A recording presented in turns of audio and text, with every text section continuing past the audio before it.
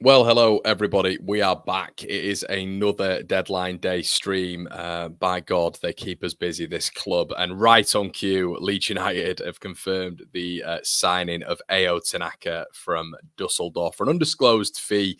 From what we've seen online anyway, a rumored fee of 3.4 million quid. But quite like the announcement video. Actually, it was pretty cool. A bit of anime in there as well. I thought it was quite an interesting social media post. But Nancy, how on earth are you doing? And is it keeping you busy and keeping you up at night, this transfer window? Yeah, I think if you ask most journalists at this point of the window and at this point of deadline day, we're all looking forward to it finishing at 11, 12 o'clock tonight. But no, it's good fun. It's good that Leeds are sort of still active, so that makes it better than a deadline day where you're twiddling your thumbs or it's only outgoings because yeah, they can drag a bit. But I think we're gonna have a busy day. Yeah, it's interesting, isn't it? It feels like the obvious one, Tanaka coming in. I guess it's a good thing to touch on there, Nancy, when it comes to him. It looks like a good profile. I think the rumored fee, isn't it? It's around about 3 to 4 million quid. I mean, what's your take on him coming in at a championship level?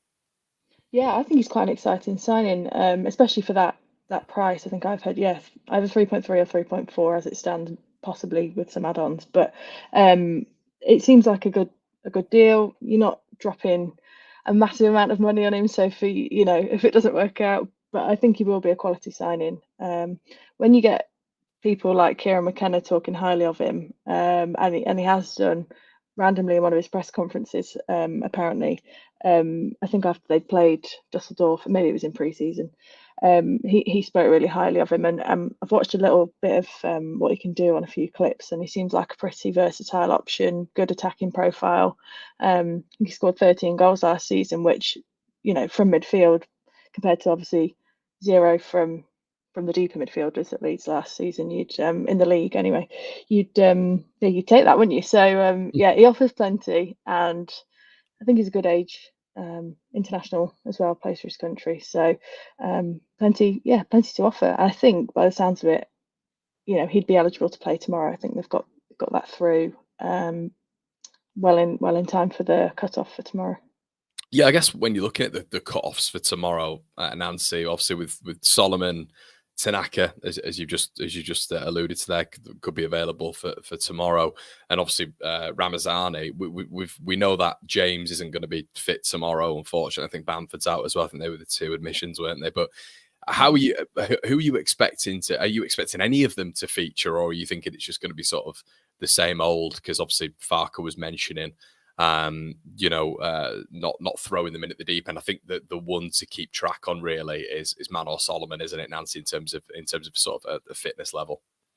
Yeah, that's it. I mean, he's had a lot of time out with his injury, and it sounds like it was quite a frustrating one in terms of he was quite close to coming back a few times and then had little setbacks. So Leeds will manage him carefully, and that's the best way to do it because it's no good sort of whacking him in for two or three 90-minute performances now and then potentially losing him for the rest of the season. So I do think it's likely you'll see one or the other. Farker obviously spoke yesterday and was fairly cautious on kind of Ramazani and how much time he might need to come up to speed. He does do that quite a lot in terms of protecting the players really well, which I think is good.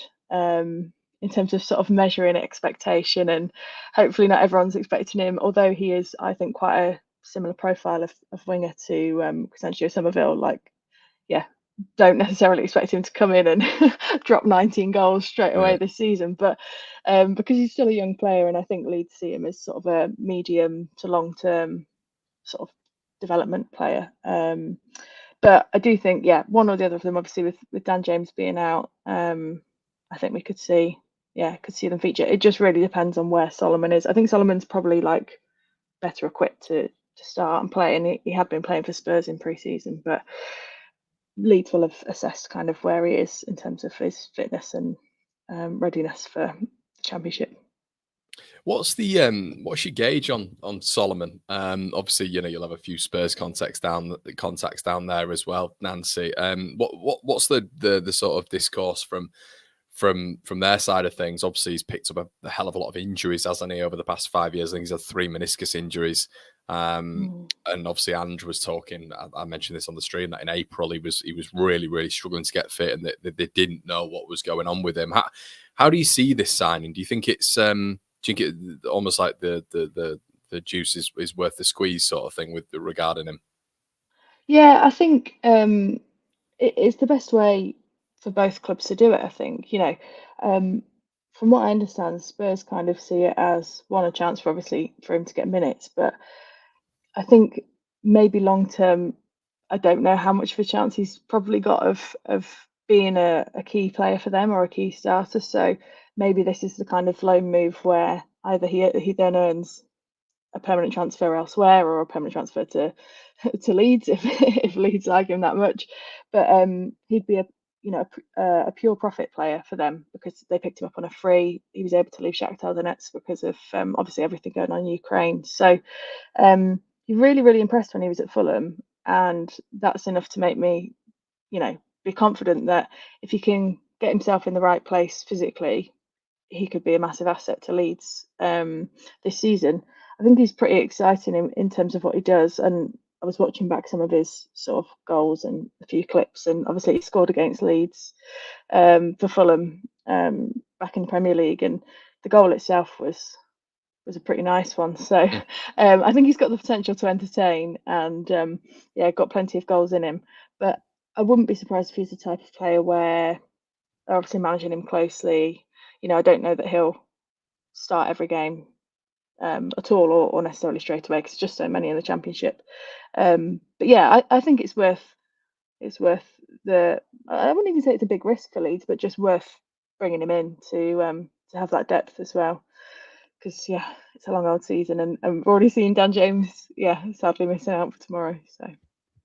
Right, we're gonna have to touch on it. Gustavo Hamer. Context: Sheffield United tweeting out that Leeds had offered 10 million quid plus Joel Perot, which I think we're all pretty stunned with. Well, Sheffield United didn't tweet that. I have to say it was Sheffield Star. Danny Hall there, who's pretty reliable when it comes to the Sheffield United side. What on earth is going on there, Nancy? I don't know if you were briefed by it from Leeds in terms of that didn't happen. I mean, what's your perspective of that? Have Leeds just sort of like what? I don't understand why Sheffield United have just Sheffield Star next to Sheffield United have just rumoured that. Do you think it's false? Do you think? I mean, where do you think there's a breakdown here? Because one side's saying it is, and one side's saying it isn't. Yeah, it's not an ideal look, I don't think, for Leeds necessarily. What I'm hearing from their side of things is that it's absolutely categorically not the case that they offered Joel Pereira as part of the deal. I don't think anyone could deny the interest is obviously there in the player, and I think we saw Chris Wilder having a little snippy response about maybe an offer that had been tabled. But yeah, to me it's weird because Danny's reliable, and I know him well, so Danny's not that much. He's not that much of a fabricator. Then Nancy, he's true. He's true to his word. No. I think these sorts of things, especially when they're coming out from the local reporter, you don't kind of try and rile up a fan base for nothing. Basically, it's the absolute opposite of what most journalists want to do. But when you've got the information, you kind of have to go with it. So I do wonder if there's some truth in that. Obviously, I'm being told differently by Leeds, but it's a weird thing to come up basically for no reason. Whether it's an attempt. Where's your hunch? Where's your hunch? I wonder if it was. I mean, it's something they wouldn't have wanted to come out. So, I mean, I wonder if there's been some talk. Maybe it's not formal. Maybe it's a passing remark or something like that. I don't know, but yeah. But yeah, I mean, at face value, it looks like you're trying to unsettle a player, but in the process, have you then unsettled one of your own? But Peru's like a professional guy, so I don't think he'll be too sort of shaken by some speculation or whatever. But yeah, it just seems a bit odd to me. Would he have been informed about that, Nancy? I'm sure he would have been. I'm sure if that was an official thing, he'd have known about that before, or would he have not known about that until the final negotiations? And I guess if you're saying maybe it's initial conversation, then maybe you wouldn't have known about it at all, which is the worst case scenario, isn't it? Yeah, I guess it depends on any situation with this contract. Swap deals are always a bit weird as well because they never really are a swap deal for a player. If you know what I mean, it's always structured slightly differently. They're often two separate deals, but they call it a swap deal and everything.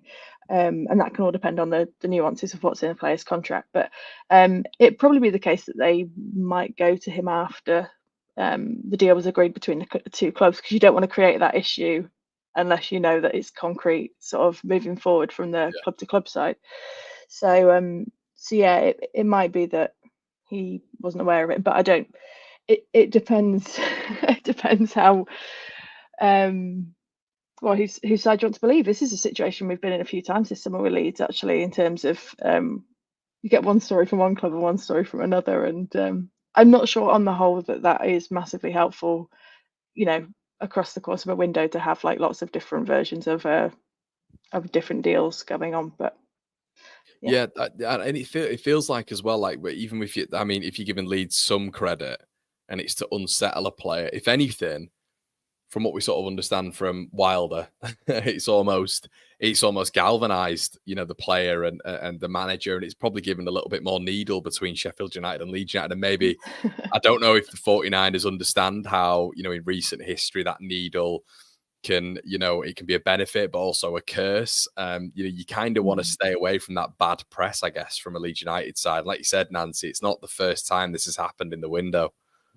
Yeah, and Chris Wilder's a big factor in all of this as well. Like, he's a smart operator, he knows what he's doing, and I know that not everyone likes him. It's a bit Marmite, I think, for football fans, unless you're a Blades fan. So, but like, yeah, his player seems to be playing pretty well since all of this has come out from interest from Sheffield United. So I don't think it helps that a few weeks ago, obviously, he'd come to watch Jayden Bogle play, and he was at Elland Road, but I think Rhian Brewster was with him as well, so it wasn't, but it was kind of before all of this had reached a point where offers were being tabled and stuff. But yeah, that little bit of intensity, that little bit of heat between the two teams, especially if we're looking at both of them as possible promotion contenders, it's going to be fun, I think, when they play each other, if whether this goes through or not, because it's not been well received, has it? Even the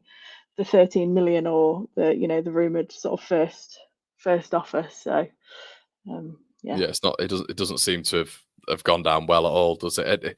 If I'm hoping, Nancy, and call me a cynical plus 30-year-old git here, but I'm hoping that it's not going to be a case of, we saw the 13 million go in, and that was quite well received. It didn't feel like anywhere Leeds were denying that. It was when the Perot thing came in that Leeds were very much like, no, obviously that's not happened from what we understand. But I'm hoping as a fan and as a content creator, it's not going to be one of those things where it's like, we tried this window, and I don't know whether or not that sort of leverage going for someone like Hamer, it been in the public eye, is why they did it, because we know with Hamer, £17 million release clause ended the week before, and then Leeds going with a £13 million bid. I mean, like we say, it could be to unsettle, but could it also be for PR? It's like, well, look, we tried, but they just didn't want to do it. But the fact that we then said for a second bid, we're not doing it, that was just very confusing to me.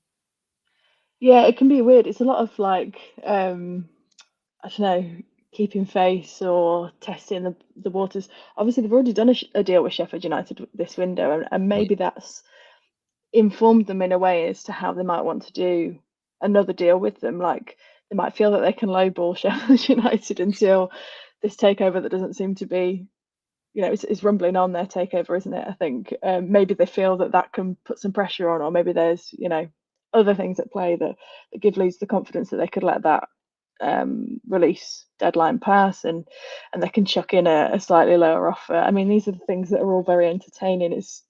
it's not quite as bad as Arsenal's, what was it, plus £1 offer for Suarez to Oh, get yeah. his release. But it's all those fun and games of I don't know, clubs just trying to get the lowest and cheekiest deal that they can probably pull off.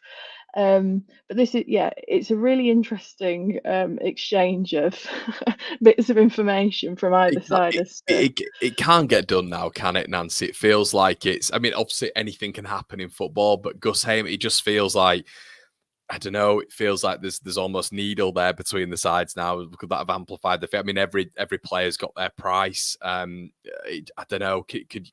Could you see that one getting done with Gus Hamer? I'm very much on the. I can't see it like a massive fee happening like this today, out of nowhere. I mean, it'd be a panic button presser from Leeds, wouldn't it? You'd feel, but how can you? How do you see this going? And is there anything?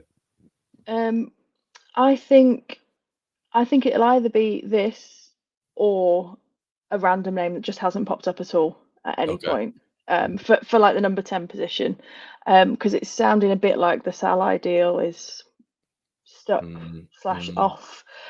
And so whether they get to a point in the day where they do suddenly drop 17 million or whatever as an offer closer to what Sheffield United want, I think that'd be a really positive window if they could get Hamer. I think he's a quality player, and really could offer a lot for Leeds. But maybe, experience shows us that that's not exactly the way that the 49ers do things. Like, they're very measured, they're very patient. Obviously, patience is a a very tricky quality on deadline day, where you've got, people are calling each other's bluff a lot. So I don't think it's likely, but I do think it's, there's more in it than it sounds like than Salah, unless something moves. But it can happen so fast on deadline day. So yeah. Schmidt soon. You're expecting? Yeah, sounds good on that one. Obviously, like, I think it would have been further along had he not had to play last night. So, and he scored, which is good. Nice little send off for him. But it sounds all positive sounds on that one. In terms of coming over for a medical, and that would obviously satisfy. You're ticking off the two areas today with Tanaka as well, in what Daniel Farke wanted since the start of the window, which is an extra midfielder and a fullback. So yeah, then I think you're looking at ideally a 10. Was Aaron's ever in the conversation, Nancy? Wasn't it Aaron's ever there? It felt like that was just rumbling on in the background, but was that false? Because it feels like they'd have had to slap a lot of potential. If it was a permanent transfer, a decent figure there. But even with a loan, you're probably looking there at 35, 40 grand a week, aren't you?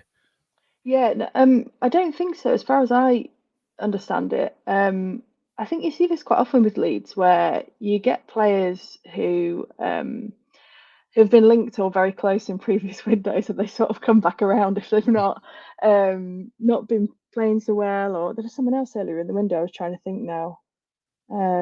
Or Ryan Kent, I think it was, and Leeds get linked to them every window, don't they? So, I've been doing this yeah. show, Nancy, for about 4 years now, and I think 4 years ago we started with Ryan Kent. And when I'm saying 4 years as well, there's obviously 2 transfer windows over the span of around about 3 to 4 months.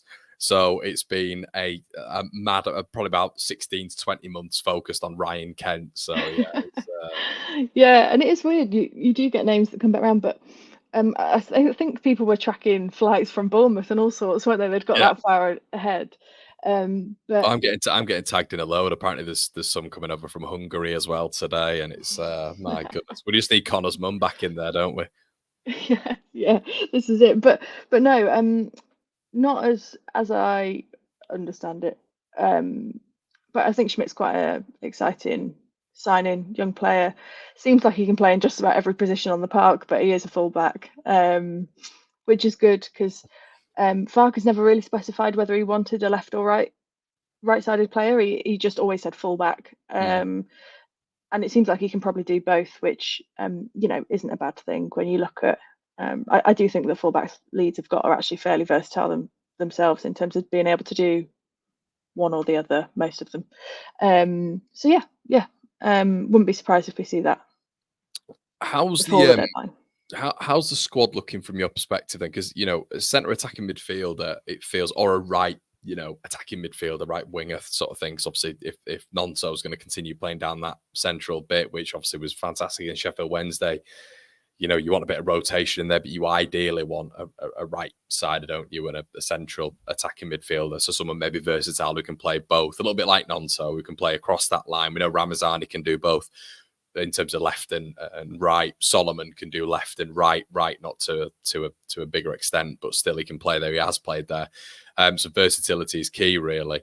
But I don't know. It just feels like Nancy, and from a Leeds United reporter's perspective as well, I think I'd be disappointed if we'd sort of waited all of this time, and you know, you kind of want that climax moment where you're just waiting for Leeds to get this, you know, this signing in, and there's a almost like a crescendo there, and it feels like that's going to be in the shape and form of a number 10 or a right winger. Do you think it would be quite underwhelming from a Leeds United perspective if they don't do that and it's just Schmidt and Tanaka? Yeah, I do, to be honest. I think against the context of the sales, if they don't bring in someone that really, I don't know, the signings they've got, I think, are exciting, but I think they're players where people only need to see them a few times to properly, you know, have that buy-in to what they can offer. But you want that marquee signing any summer, and I think we've not had it, Nancy, have we? We've not had the marquee one yet. I think that's the key. Yeah, and for the amount of money and everything that's come in, and we've talked about it before, it doesn't necessarily mean you can spend it all straight away, but you know, it's something that I think would please a lot of people, particularly in that number 10 position, because I think as I look at the squad, I think it's a really strong squad still, and I think the additions of the last week changed the picture massively from where we were all quite depressed after Rutter going. You know, they're in a much better position, but I do think you want, I think, a specialist 10. I think there's probably enough depth with the wingers that they've got. But I think obviously Nonto can be in there, and you know, there's a few people where obviously Aronson seemed to play pretty well against Sheffield Wednesday, although he's going to take a bit of time to win the fans back round and stuff like that. But I do kind of feel like if your options are Peru, which has been an on-off experiment, and I don't think anyone would say it's been a huge success. I know Farke really likes him as a 10, but against West Brom it was not the best sort of performance. Or Aronson, who I think he has a point to prove, but you know, again, he's not that proven player in that position just yet for Leeds, really. I know he had that a few games in the Premier League, but still think it feels a long time ago. Yeah, there needs to be like a longer sort of like testing ground for Aronson, doesn't there? And he's not played 90 minutes yet, obviously. So I think there needs to be like a bigger take. Obviously, he scored 2 goals, fantastic, but I think we need to see him for, you know, 8 to 10 games to see if he's good enough on that front, really. Yeah, and he's a different. The other thing is he's a different player to Rutter, and so in terms of people watching the games, you know, they're used to seeing a very specific thing from the last year of Farke football, and that's looked like you know, a very specific role that Rutter was able to play, and I don't think anyone does quite have the same skill set as him directly, and so it's going to be either an adjustment for people in terms of their expectation of what comes from that role, which when Farke talks to us, I think, you know, he sees Peru in that role as a very different type of number 10 to what Rutter was offering. He sees it as like a second sort of withheld striker, as opposed to, like, I think more of a playmaker, which Rutter was. So yeah, I think really a 10 would be great, but if not, I think you'd call it a mixed window for Leeds, where you could look back and think, what a cracking window, signed some real gems for low prices, but people want to see that marquee signing. Do you think there's any sort of mindset that they might wait till January in terms of just see how it plays out, and then, you know, we talk about these marquee signings in terms of Hamer and Salah and players of that ilk? Do you think there's maybe credence to the fact that they might be thinking, look, we'll see how it goes. We think the squad's good enough right now, and we'll wait until January. But just as a knock on to that, Nancy, it's it's been pretty obvious that they've been going for a cam. It's been pretty obvious with what Farke has said in terms of what he's, what he's talking about in press conferences. He was saying, a while back they wanted 4, then he wanted 3, then he's saying, the other day, I did, 3 players might come in. So it just feels like they're obviously targeting that player. So I don't know if we don't get it. Is that I don't know. Is that good enough? Yeah, waiting until January is a big risk for me. You rarely get a good value for money deal in January, I think, because the pressures of people knowing that you need either depth or you need, a position filling urgently really ramps up the price. And Leeds have shown that they're, pretty smart about not paying more than what they feel is fair for a player, which I totally respect. So I think you'd be maybe looking at a loan or like a depth option in January, unless they're willing to go and drop some serious money on a player. And it depends how close they are by that point as well. If they're in second, maybe the pressure's not there and they've not got any injuries or something, then you're confident. If they're in 7th and it's looking a bit more bleak, the pressure will be there. But as for getting one today, yeah, I do think it will be disappointing if they don't. And I imagine, Leeds won't think, oh, well, never mind. They probably will be quite disappointed if they don't get everyone that they want, because loads of work goes into every transfer window, and they're probably already planning for January now because recruitment teams work well in advance. But yeah, I can see it being, well, it's going to run late, I think, on this. And I'd be interested to see as well, maybe Tanaka can play that role as well. So they might have plans for him that we don't know about as well. But yeah, I think they'll be working hard on this one for a while. Yeah, it does feel like that. I guess the last thing to touch on as well, Nancy, is probably some of the outgoings. Do you expect there to be a Verba outgoing? We know Mönchengladbach have been priced as potentially 16.8 million quid. Reports are suggesting if they wanted to get him out of Leeds. Also, Willian Yonto, it feels like he's constantly going to be vulnerable, but seeing him in training today, big beaming of the other day, big beaming smile on his face, and feels like that one's sort of wrapped up now. But Verba's potentially the one that you're looking at, and is there an option that he could be going out on loan? Yeah, I think you're right. Like, in my mind as well, Verba's really the main possibility for today in terms of going out. Sounds like Mönchengladbach need to make some sales before they can raise that kind of cash to bring him in, especially at that price. So and obviously if Leeds can recoup that much for him, no one's complaining. I think that's probably a decent deal, given maybe the situation he's in and what we've seen of him this season as well. But as for, I think it will be a permanent or he'll stay, or like a loan with a option type thing. I don't know. I think he's important to keep for depth. If you're not going to sell him, I don't think a loan benefits Leeds, basically.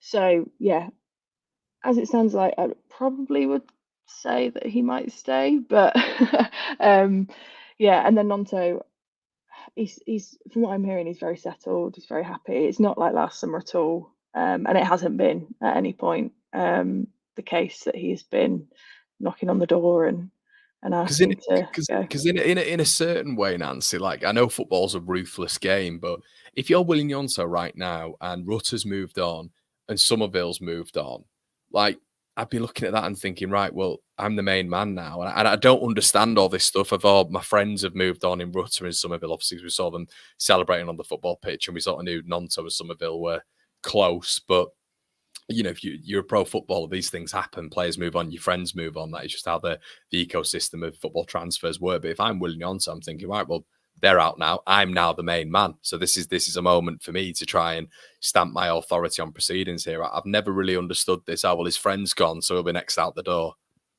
Yeah, no, I agree. He's got every chance now to be the player for Leeds this season. Possibly between him and Matteo Joseph, and that's a lot of pressure to put on. They're both young, but obviously Joseph's a little bit younger, isn't he? So, so yeah, if I'm a player of his quality as well, he will back himself, and he must look at the situation and think, all right, you know, my mates moved to down south, both of them. But it sounds like he's been getting along really well with Brendan Aronson as well, by all accounts. So it's not like he's going to be Billy No Mates in the squad just because two of his close friends have moved on. He's a smiley guy, a happy guy. Like, sounds like he rubs along nicely with everyone. So um, I would say, like, there's every possibility that he could win Player of the Season, Championship Player of the Season. You know, he's got that potential within him. We know this.